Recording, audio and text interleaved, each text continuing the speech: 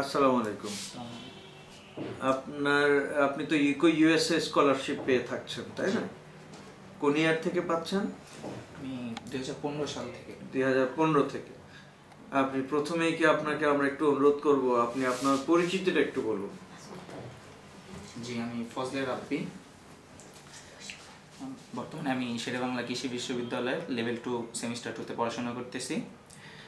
আমার দেশের বাড়ি হচ্ছে ভোলাতে। আমার বাবা হচ্ছে একজন অবসরপ্রাপ্ত সরকারি কর্মচারী, যিনি বিগত কয়েক বছর আগে অবসরে গিয়েছিলেন। তো পরিবারের আয়ের উৎস সেখান থেকেই বন্ধ ছিল, যেই কারণে পড়াশোনা চালিয়ে যাওয়া আমার পক্ষে একরকমে অসাধ্যই হয়ে যাচ্ছিল। আপনার কয় ভাই বোন? এক ভাই, আমি আর আমার। আপনার ছোট ভাই? না, জি, বড়। বড়। উনি কি করেন? উনি ছোটখাটো একটা ব্যবসা। আচ্ছা। এখানে পক্ষে মানে পসিবল ছিল না যে ফ্যামিলির দিকটা সাপোর্ট দিয়ে আমাকে স্টাডির জন্য সাহায্য করা। আচ্ছা।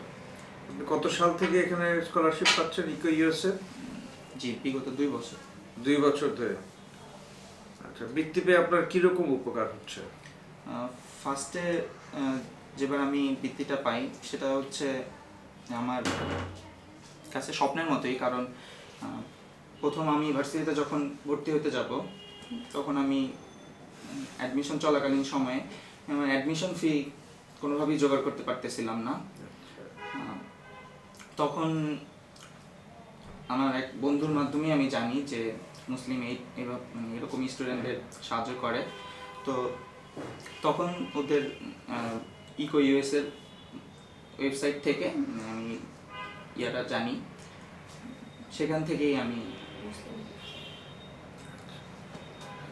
আপনার জীবনের উদ্দেশ্যটা কি?